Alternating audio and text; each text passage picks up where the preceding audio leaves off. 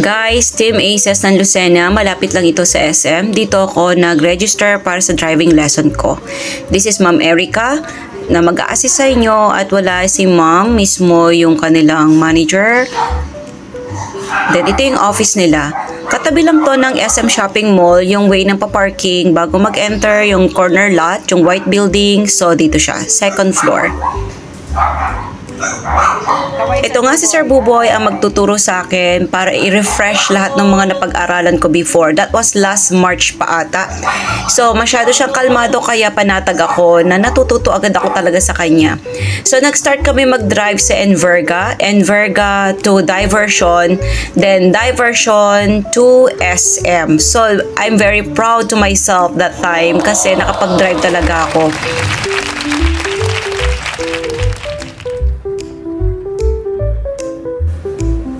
Ito yung way na walang masyadong sasakyan, yung palabas papuntang Diversion, maulan. So ito maulan talaga, hindi ganun kadali mag-drive to be honest. Doon sa mga driver, salute ako sa inyo, ang gagaling nyo. Ang hirap mag-drive pag maulan.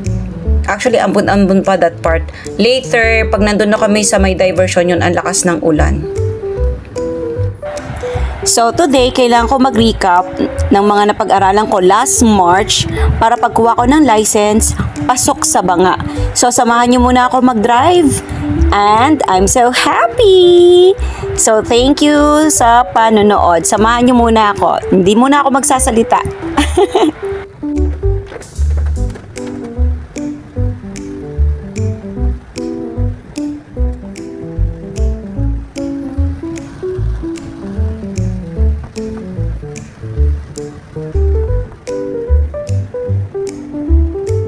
Schedule niya ako, Sir Bobo. Pero gusto ko itong partner ko. Mas relax ako eh. Sa ganito lang ako nangiiwan.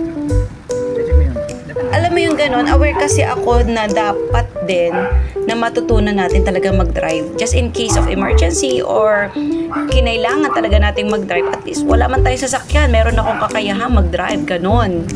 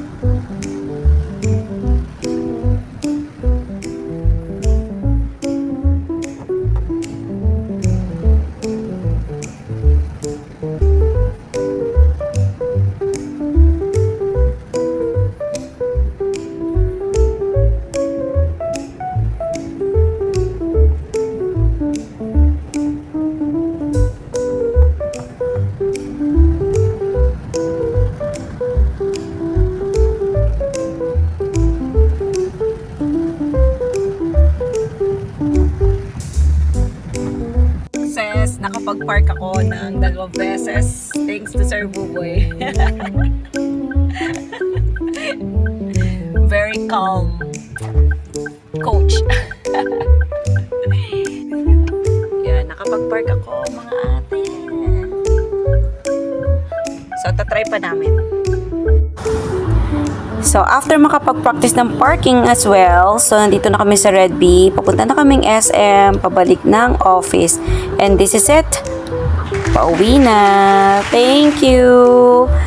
So, nakapag-drive ako ng mahabang oras. And ang saya ko. That's it.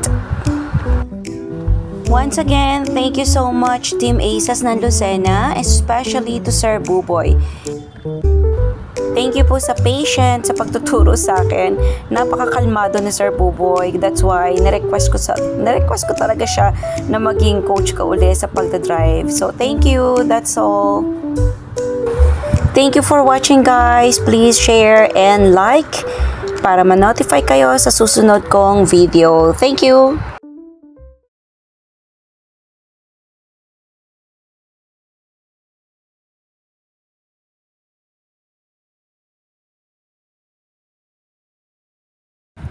Thank you Team Aces ng Lucena, especially to Sir Buboy.